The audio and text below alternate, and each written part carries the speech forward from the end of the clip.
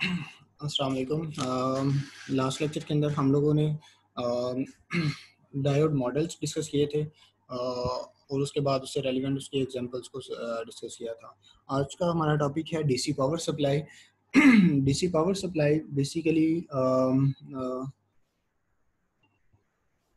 DC power supply जो है वो बेसिकली तीन कंपोनेंट से मिलकर बनी हुई है, रेक्टिफायर, फिल्टर, रेगुलेटर। और बेसिकली इसका जो काम होता है वो 110 वोल्ट या 60 हर्ट्ज एसी वेरिएबल को वो कांस्टेंट डीसी में कन्वर्ट करता है। इसमें जो तीन कंपोनेंट यूज़ हुए होते हैं वो एक रेक्टिफायर होता है, फिल्टर होता है, रेगुलेटर होता है। रेक्टिफिकेशन बेसिकली क्या करता है, एसी सिग्नल में से जो है जो नॉन रिक्वायर्ड सिग्नल होता है उसको रिमूव करता है, मतलब उसको यूनिडायरेक्शनल बना देता है, या फिर उसमें से जितना पोर्शन हमें चाहिए होता है उतना रख लेते हैं, बाकी हम लोग रेक्टिफिकेशन के प्रोसीजर के ज़रिए हम लोग रिमूव कर देते हैं। सिमिलरली जो फ़िल्टर होता है वो रेक्टिफाइड सिग्नल जो होता है उसको थोड़ा सा स्मूथ कर देता है, और जो रेगुलेटर होता है वो इस फ़िल्टर्ड सिग्नल को फर्दर फिर एक कांस्टेंट डीसी में कन्वर्ट कर देता है, ताकि जो इनपुट में वेरिएशन होती है उसको कंट्रोल किया जा सके। सो इन सर्किट्स को हम लोग वन बाय वन डिस्कस करेंगे, और इससे हमारे पास क्या होगा, हमारी कंप्लीट पावर सप्लाई डिस्कस हो जाएगी। सो वन बाय वन जब हम लोग डिस्कस करेंगे तो जो पहला टॉपिक आएगा हमारे पास वो रेक्टिफिकेशन है। रेक्टिफिकेशन की भी आगे फर्दर दो टाइप्स हैं, half wave rectification and full wave rectification. So again going further, जैसे मैंने अभी आप लोगों से बोला कि जब आप लोग एसी वोल्टेज अप्लाई करते हैं तो उसके ऊपर पहले रेक्टिफिकेशन का काम होता है। रेक्टिफिकेशन उसको क्या करता है, सपोज ये इनपुट सिग्नल था तो उसको वो यूनिडायरेक्शनल सिग्नल में कन्वर्ट कर रहा है, उसमें हमें नेगेटिव हाफ साइकिल नहीं चाहिए था, और इस वजह से हमने उसको हाफ वेव या फुल वेव के जरिए उसको कन्वर्ट कर सकते हैं। अब इसमें हम ऐसा क्यों करते हैं, हमें डीसी क्यों चाहिए। अब जब एक डिवाइस सपोज करें अल्टरनेटिंग पे चलेगी तो पहले यहाँ से जब उसको इनपुट सिग्नल मिलेगा, पहले वो स्पीड अप होगा, फिर स्पीड डाउन होगा, बंद होगा, फिर वो स्पीड नेगेटिव साइड के ऊपर रिवर्स डायरेक्शन में चलेगा, फिर उसके बाद जीरो पे आएगा और फिर उसकी स्पीड इंक्रीज करेगी। वो कंटिन्यूसली अगर सपोज करें एक फ़ैन है एसी के ऊपर, तो वो उसकी स्पीड कम ज़्यादा हो रही होगी और दरमियान में ऑन ऑफ भी हो रहा होगा। सो उससे शॉर्ट सर्किटिंग के चांसेस ज़्यादा होते हैं, सो इस वजह से हम लोग इसको डीसी में कन्वर्ट कर लेते हैं। सो जब हम लोग एसी वोल्टेज अप्लाई करेंगे तो पहले उसके ऊपर रेक्टिफिकेशन होगी कि उसमें हम लोग नेगेटिव हाफ साइकिल को रिमूव कर देंगे। जब वो नेगेटिव हाफ साइकिल रिमूव होगा तो उसके ऊपर हमारे पास रेक्टिफिकेशन के बाद हमारे पास आउटपुट जो है वो कुछ इस तरह से होगी, और ये जो आउटपुट होगी ये फिल्टर सिग्नल की, फिल्टर सर्किट की इनपुट होगी, और फिल्टर सर्किट उसको क्या करेगा, थोड़ा सा स्मूथ कर देगा। किस तरह से करेगा, इनके फर्दर जो सर्किट्स हैं इनके बिहाइंड वो हम लोग वन बाय वन डिस्कस करेंगे फ्यूचर लेक्चर्स के अंदर। फिर उसके बाद जो फिल्टर सर्किट की इस तरह की आउटपुट होती है उसको हम लोग रेगुलेटर को देते हैं, और रेगुलेटर उसको कांस्टेंट एग्जैक्टली डीसी में कन्वर्ट कर देता है। और किसी भी डिवाइस को जब एक कांस्टेंट डीसी मिल रहा होता है तो वो एक कांस्टेंट स्पीड के साथ कंटिन्यूसली काम करता रहता है। So this is the whole idea behind the power supply, कि उसमें पहले जो इनपुट सिग्नल होता है वो एसी होता है, उसको रेक्टिफाई किया जाता है, रेक्टिफाइड की जो आउटपुट होती है उसको फिल्टर करके स्मूथ किया जाता है, स्मूथ जो सिग्नल होता है उसको रेगुलेटर के जरिए कांस्टेंट डीसी में कन्वर्ट कर लिया जाता है।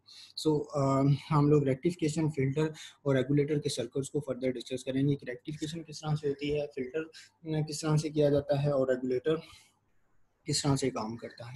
सो पहले हमारे पास हाफ वेव रेक्टिफिकेशन है, और ये ध्यान में रखें कि हम लोग यहाँ पे आइडियल मॉडल को डिस्कस कर रहे हैं। और अगेन मैं रिपीट कर दूं कि आइडियल मॉडल के हमने तीन चीज़ों को निगलेक्ट किया था, पोटेंशियल बैरियर, फॉरवर्ड रेजिस्टेंस और रिवर्स करंट, तीनों को हम लोगों ने निगलेक्ट किया था। अब उसके बाद एक चीज़ और ध्यान में रखें कि जब भी हम लोग यहाँ पे सर्किट डिज़ाइन डिस्कस करेंगे तो ये जो चीज़ है वो ग्राउंड को रिप्रेजेंट कर रही है। तो एक सर्किट के अंदर एक से ज़्यादा अगर यहाँ पे ग्राउंड रिप्रेजेंट है तो इसका मतलब है कि वो तमाम जो हैं पॉइंट्स, वो तमाम पॉइंट जो है वो इलेक्ट्रिकली सेम है। यानी कि सपोज करें ये ग्राउंड है तो ये भी उस वक्त क्या होगा, ग्राउंड होगा। सपोज करें ये नेगेटिव पोटेंशियल है तो ये भी उस वक्त क्या होगा, नेगेटिव पोटेंशियल होगा। सो इलेक्ट्रिकली सेम पोटेंशियल होंगे। अब उसके बाद सपोज करें कि जब हमारे पास ये हाफ वेव रेक्टिफिकेशन है तो इसमें हम लोग सपोज करें कि पॉजिटिव हाफ साइकिल को आगे लेके जाना चाहते हैं, तो देन हम लोग क्या करेंगे, डायोड को इस तरह से एडजस्ट करेंगे कि हमारे पास ये पॉजिटिव हाफ साइकिल के लिए फॉरवर्ड बायस्ड हो। अब सपोज करें जब हमारे पास इनपुट में फॉरवर्ड पॉजिटिव हाफ साइकिल आएगा, ये पॉजिटिव हाफ साइकिल और डॉटेड जो है वो नेगेटिव हाफ साइकिल, यानी कि जो सॉलिड लाइन है ब्लू, वो उसको हम लोग अभी इनपुट के तौर पे कंसिडर कर रहे हैं। सो जब पॉजिटिव हाफ साइकिल आएगा तो उस केस में पॉजिटिव जो हाफ साइकिल है वो डायोड के पॉजिटिव के साथ अटैच है, तो ये जो डायोड है वो इसके लिए फॉरवर्ड बायस्ड होगा। और आइडियल मॉडल है तो हम लोग इसमें से पोटेंशियल बैरियर की वैल्यू को कंसिडर नहीं करेंगे। मतलब सपोज करें ये 10 वोल्ट है तो हमें आउटपुट में भी 10 ही मिलेगा, यहाँ पे 0.7 वोल्टेज वो रिड्यूस नहीं करेगा। सो पॉजिटिव हाफ साइकिल के लिए फॉरवर्ड बायस्ड है, सो इस वजह से हमें आउटपुट में भी जो है ना करंट फ्लो होता हुआ नजर आएगा। एंड सिमिलरली जब नेगेटिव हाफ साइकिल है तो नेगेटिव हाफ साइकिल देखें, अब सॉलिड लाइन जो है वो हमारे पास नेगेटिव हाफ साइकिल है, so it's mean we are going to discuss negative half cycle from T1 to T2। So negative half cycle के लिए क्या होगा, नेगेटिव, और यहाँ पे हमारे पास डायोड का नोड है, तो देन नेगेटिव पॉजिटिव के साथ अटैच है, तो इस वजह से ये रिवर्स बायस्ड होगा। सो इस वजह से करंट जो होगा वो ज़ीरो होगा। तो और आइडियल केस में अगेन यहाँ पे स्विच ऑफ के तौर पे कंसिडर होता है, इस वजह से हमारे पास स्क्रीन पे आउटपुट में ज़ीरो वोल्टेज शो हो रहा होगा। सो अगर सपोज करें कि जब हम लोग एक कंटिन्यूसली इस तरह से साइकिल उसको इनपुट के तौर पे देते जाएंगे, तो हमारे पास जो आउटपुट पैटर्न आएगा वो कुछ इस तरह से आएगा। T0 से T1 तक, T0 से T1 तक हमारे पास सिग्नल आएगा, और T1 से T2 नेगेटिव हाफ साइकिल है तो हमें आउटपुट नहीं मिलेगी। ड्यूरिंग दैट भी आउटपुट क्या होगी, जीरो की इक्वल होगी। और उसके बाद जैसे ही पॉजिटिव हाफ साइकिल दोबारा से शुरू होगा तो हमें आउटपुट की पीक मिलेगी, और उसके बाद दोबारा से वो क्या हो जाएगा, जीरो हो जाएगा। अब अगेन देखें, इस रेक्टिफिकेशन में भी एक छोटा सा मसला ये है कि जब हम लोग ये वाला सिग्नल अपनी डिवाइस को प्रोवाइड करेंगे और वर्किंग करने के लिए, तो पहले वो डिवाइस क्या होगी, जीरो के बाद ऑन होगी, ऑन होने के बाद मैक्सिमम पे जाएगी, मैक्सिमम के बाद फिर वो बंद होगी, फिर थोड़ा सा बंद रहेगी, फिर उसके बाद ऑन होके मैक्सिमम पे जाएगी, फिर एंड सो ऑन, इस तरह से कंटिन्यूसली। उसमें अगेन शॉर्ट सर्किटिंग के चांसेस ज़्यादा हैं, क्योंकि वो स्पीड अप हो रही है, जीरो पे जाती है, बंद हो जाती है, फिर उसके बाद थोड़ा सा बंद रहने के बाद फिर दोबारा से ऑन होती है। तो इस वजह से हम लोग ऐसी डिवाइसेस को ये इस तरह का सिग्नल नहीं दे सकते जिस तरह से जो है ना, जिनको कांस्टेंट डीसी चाहिए होता है। इस तरह की हम लोग सिग्नल वहाँ पे देते हैं जहाँ पे हमें कुछ अरसे के लिए डिवाइस को बंद करना पड़े। जैसे मैं फंक्शन लाइट्स वगैरह को हम लोग जो ब्लिंकिंग देते हैं वो इस तरह के सिग्नल की मदद से ही देते हैं। सो होपफुली आप लोगों को हाफ वेव रेक्टिफिकेशन समझ आ गई होगी। फर्दर हम लोग चलते हैं। अगर हम लोग जैसे अभी हमने डिस्कस किया कि आइडियल मॉडल के केस के अंदर पोटेंशियल बैरियर का कोई इफेक्ट नहीं था, लेकिन अगर हम लोग इसमें पोटेंशियल बैरियर का इफेक्ट डालेंगे तो जो वीपी आउटपुट होगा उसमें हम लोग जो इनपुट प्रोवाइड कर रहे होंगे उसमें से पोटेंशियल बैरियर की वैल्यू को माइनस कर देंगे। मतलब यहाँ पे अगर फॉरवर्ड बायस के केस में नेगेटिव हाफ साइकिल के लिए तो उसने काम ही नहीं करना, क्योंकि रिवर्स बायस्ड होगा। पॉजिटिव हाफ साइकिल के लिए ये फॉरवर्ड बायस्ड होगा, तो ये इसको स्विच ऑन के तौर पे कंसिडर करेगा। लेकिन चूंकि हम लोग पोटेंशियल बैरियर को कंसिडर कर रहे हैं, तो इस वजह से जो भी इनपुट इसको प्रोवाइड हो रही है उसमें से ये 0.7 को क्या करेगा, माइनस करेगा। मसलन अगर सपोज करें यहाँ पे 10 वोल्ट इनपुट के तौर पे है, तो हमें यहाँ पे 9.3 वोल्ट आउटपुट में मिलेगा।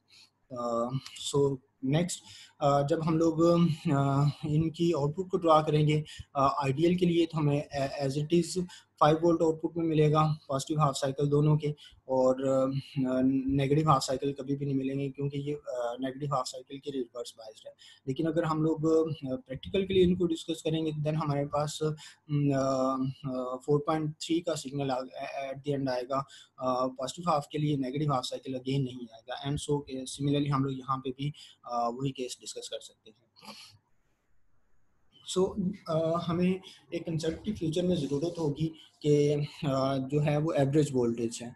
एवरेज वोल्टेज जो है वो नॉर्मली हमारे पास होता है area under the curve divided by the base, यानी कि ये फार्मूला है एवरेज वोल्टेज का, एरिया डिवाइडेड बाय 2 पाई इस वजह से कि जो कंप्लीट हमारे पास इनपुट साइकिल है वो 0 से शुरू होकर पाई और पाई से आगे 2 पाई तक जाता है।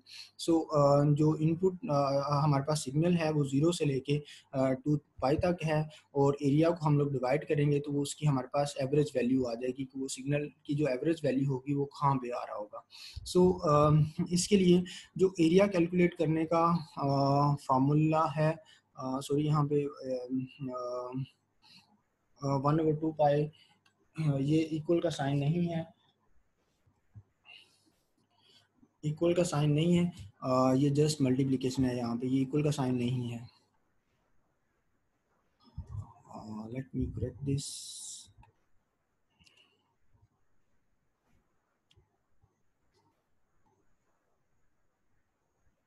1/2 पाई एरिया कैलकुलेट करने का तरीकाकार ये है कि हम लोग उसको इंटीग्रेट कर दें। अब देखें यहाँ से यहाँ पे एरिया कैलकुलेट करने की ज़रूरत नहीं है, और अब यानी कि एरिया हमारे पास कहाँ तक, कहाँ से लेके कहाँ तक है, 0 से लेके पाई तक है। तो हम लोग इतने पोर्शन को क्या करेंगे, इंटीग्रेट कर देंगे फ्रॉम 0 टू पाई। अब चूंकि हमारे पास ये साइनोसाइडल वेव है, तो इस वजह से ये जो हमारे पास आएगा वो maximum value of the voltage multiply by sine, और उसके साथ डी थीटा, थीटा के लिहाज से हम लोग इसको इंटीग्रेट कर लेंगे। So 1/2 pi 0 to pi V P maximum value of the voltage sine theta d theta. जब इसको वी पी कॉन्स्टेंट है तो वो बाहर आ जाएगा, साइन थीटा की integration with respect to theta वो माइनस का थीटा आ जाएगी, लिमिट 0 टू पाई। जब इसको सॉल्व करेंगे तो एट द एंड हमारे पास ये 2 आ जाएगा, 2 से कैंसिल होगा, तो वी एवरेज की वैल्यू क्या आ जाएगी, वी पी ओवर पाई। अब सपोज करें वी पी जो है वो 50 है, 50 को जब पाई से डिवाइड करेंगे तो देन आपके पास जो वैल्यू आएगी 15.9 वोल्टेज आएगी, which is 31.8% of the VP. यानी कि अगर हम लोग हाफ वेव रेक्टिफिकेशन की बात करें तो उस वक्त जो एवरेज वैल्यू होगी किसी भी इनपुट सिग्नल की, किसी भी आउटपुट सिग्नल की, सॉरी, वो 31.8% of the peak value of the output voltage होगी। आउटपुट का लफ्ज़ मैं इस वजह से यूज़ कर रहा हूँ कि अगर हम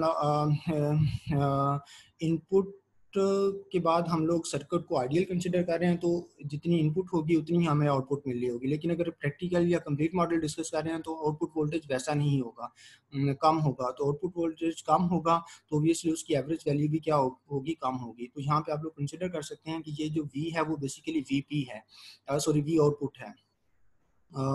तो V आउटपुट का जो बेसिकली 31.8% होगा वो एवरेज वैल्यू होगी फॉर द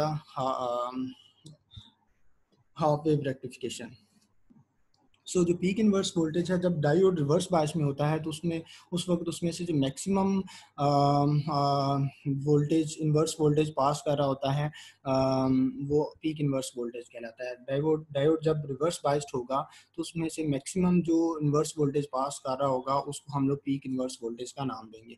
अब जब हम लोग half wave rectification with transform coupled input voltage की बात करेंगे तो पहले हम लोग ट्रांसफॉर्म की थोड़ी सी चीज़ें रिकॉल कर लेते हैं।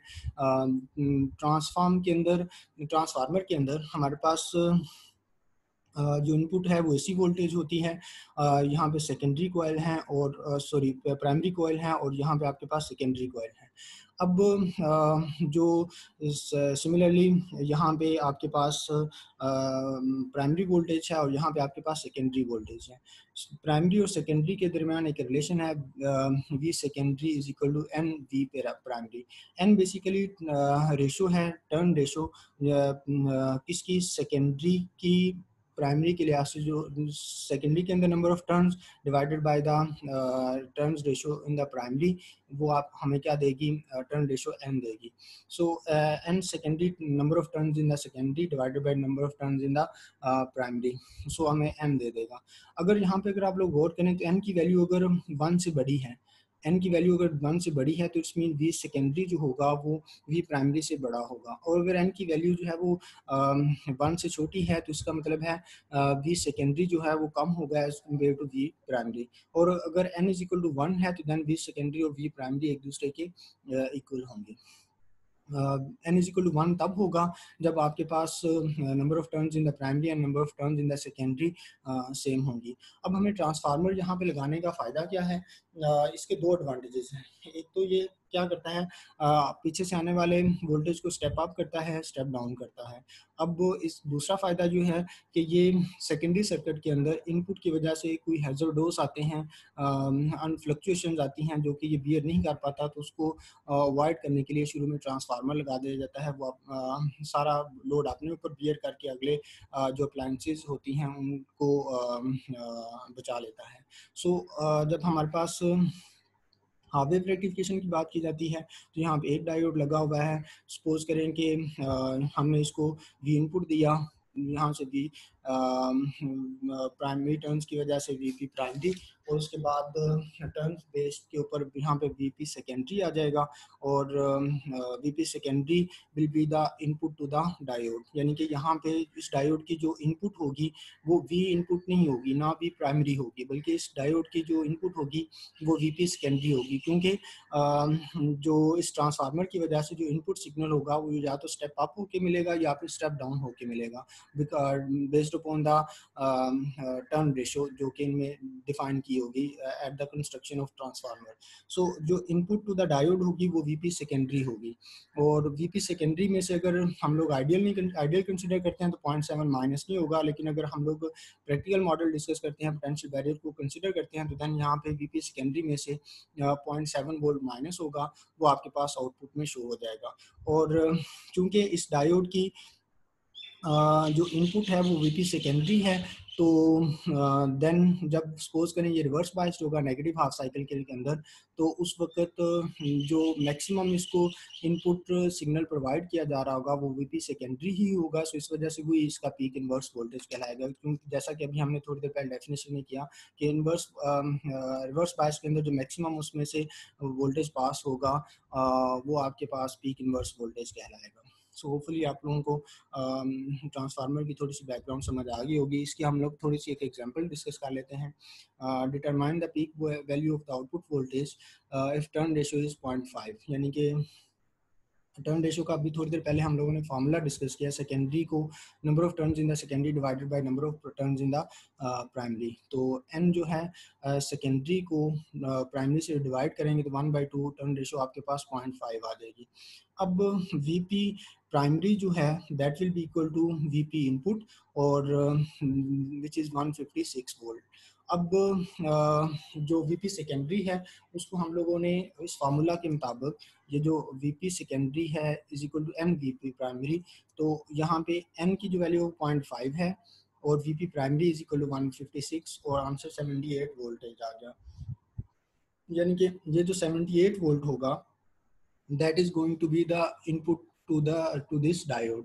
अब इस डायोड की जब ये इनपुट बनेगी 78 वोल्ट, तो then due to practical model 0.7 voltage ये रिमूव करेगा, तो उसमें से जो आउटपुट वोल्टेज आएगी 78 वीपी सेकेंडरी माइनस 0.7, 78 में से 0.7 माइनस करेंगे तो 77.3 वोल्टेज आ जाएगा। और ये जो वीपी सेकेंडरी होगी again will be the input to the diode. So hopefully आप लोगों को ये एग्जांपल समझ आ गई होगी। सो नेक्स्ट एक छोटी सी एक्सरसाइज है जो आप लोगों ने खुद से करनी है। Determine the peak value of the output voltage if n is equal to 2 and VP input is equal to 312, what is the peak inverse across the diode, describe the output voltage if the diode is turned around, मतलब उसकी direction अगर change कर दी जाए। So hopefully आपको ये lecture समझ आ गया होगा। अगर कोई मसला हो तो आप लोग डिस्कस कर सकते हैं।